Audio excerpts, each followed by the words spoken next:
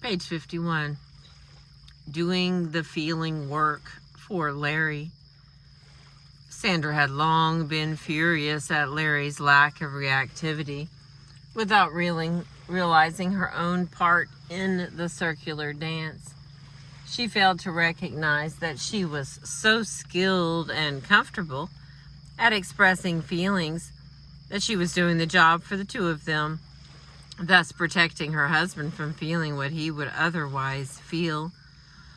Doing the feeling work, like cleaning up, has long been defined as woman's work, and lots of women are good at it.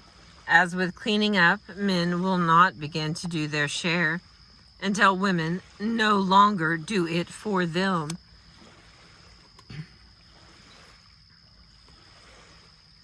Although it was not her conscious intent, Sandra helped Larry to maintain his under-emotional stance by expressing more than her share of emotionality. The unconscious contract for this couple was that Sandra would be the emotional reactor and Larry the rational planner. And so, Sandra reacted for Larry. She did so in response not only to family stresses that concerned them both, but also to problems that were really Larry's to struggle with. Here are two examples of how Sandra protected Larry by doing the feeling work for him. An injustice on the job. One evening when Larry returned from work, he told Sandra that a coworker had gotten credit for an idea that was originally his. As he began to outline the details of the incident, Sandra became upset and expressed her strong anger at the injustice. As her emotional involvement in the incident increased, she noticed that Larry was becoming cooler and more removed. "Aren't you upset about this?" she demanded. "It's your life, you know. Don't you have any feelings about it?" Well, of course Larry had feelings about it. It was his career, and the injustice had been done to him. However, his style of reacting, as well as his tempo and timing, was very different from his wife's. Also, Larry was using Sandra to react for him. Her quick outbursts actually took him off the hook. He did not have to feel upset about the incident because she was doing all the work. The more emotion Sandra displayed, the less Larry felt within himself.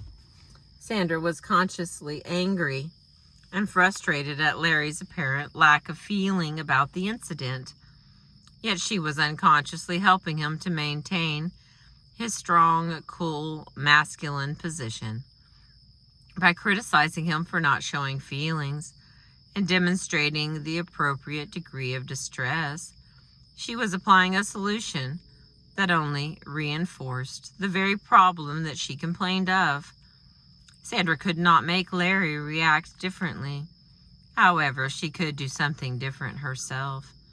When Sandra stopped doing the feeling work for Larry, the circular dance was broken. It was not easy for Sandra to change her behavior, but eventually she did make an important shift.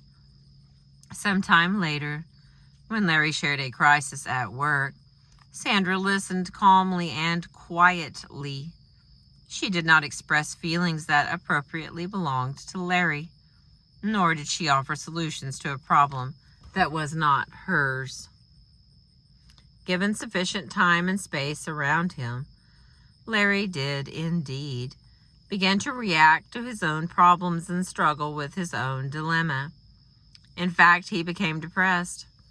But while this was the very reaction Sandra had overtly sought and wished for, that cool bastard doesn't react to anything. She was uncomfortable seeing her husband vulnerable and struggling. She realized to her surprise that part of her wanted Larry to maintain the role of the cool, strong, unruffled partner. A problem with Larry's parents. Sandra also protected Larry from recognizing his anger at his own parents. She did this by criticizing them and fuming at them for him. Larry, then, was left with the simpler job of coming to their defense. This pattern began at the time of the birth of their first child. Larry's parents, who were quite wealthy, were spending the year in Paris and did not acknowledge their new granddaughter with enthusiasm or show interest in seeing her. Sandra reacted with outrage, declaring to Larry that they were cold and selfish people who thought only of themselves.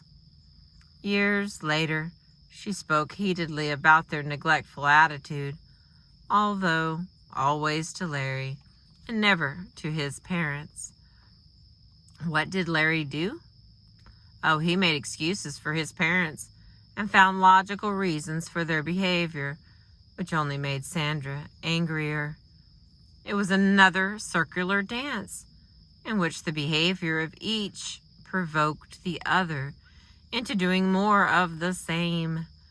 The more Sandra criticized her in-laws to Larry, the more Larry came to their defense. The more Larry came to their defense, the more openly critical Sandra became. Deep down, of course, Larry was considerably more affected than Sandra by his parents' behavior. They were, after all, his parents, and he was their son. But because of Sandra's readiness to do the feeling work for him, Larry was in touch only with his loyalty to his parents, who were under his wife's attack. Sandra's focus on Larry's behavior with his parents, as opposed to her own relationship with her in-laws, complicated the problem and the solution. In fact, Sandra's focus on her husband obscured her own need to change matters. Larry's parents, who traveled a great deal, visited once a year. These visits were initiated by Larry's father, who would write a letter informing the couple when they would arrive and for how long they would stay. Being told rather than asked annoyed Sandra to no end. She then put pressure on Larry to confront his parents regarding this matter, and he would refuse. In the face of Sandra's anger and criticisms, Larry predictably sided with them, putting forth logical arguments as to why his parents needed to schedule visits as they did. Sandra felt helpless, and for good reason. First, she was trying to make Larry do something, and it wasn't working. Second, she was doing the feeling work for him.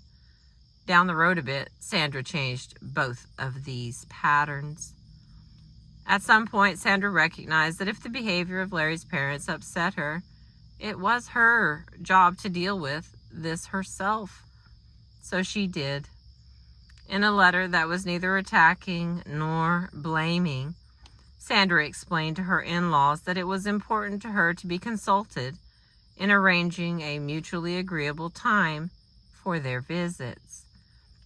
She stated her position warmly, but with clarity and directness, and she did not back down in the face of their initial defensiveness. Much to her surprise, her long pent-up anger at her in-laws began to dissipate as she became more confident that she could speak effectively to issues that were not to her liking. Also, to her surprise, Larry's parents, in the end, responded warmly and affirmatively, thanking Sandra for her straightforwardness. This was the first step in Sandra's taking care of her own business with her in-laws, and in the process opening up a more direct person-to-person relationship with each of them. Larry, threatened by the new assertiveness that his wife was expressing, initially protested the very idea that she would write such a letter. In his typical style, he presented her with a dozen intellectual arguments to back his disapproval. Sandra, however, was clear in her resolve to change things and resisted fighting back, since her experience had taught her that such arguments led nowhere. Instead, she explained to Larry that although she appreciated his point of view, she needed to make her own decisions about how, when, and if she would deal with issues that were important to her.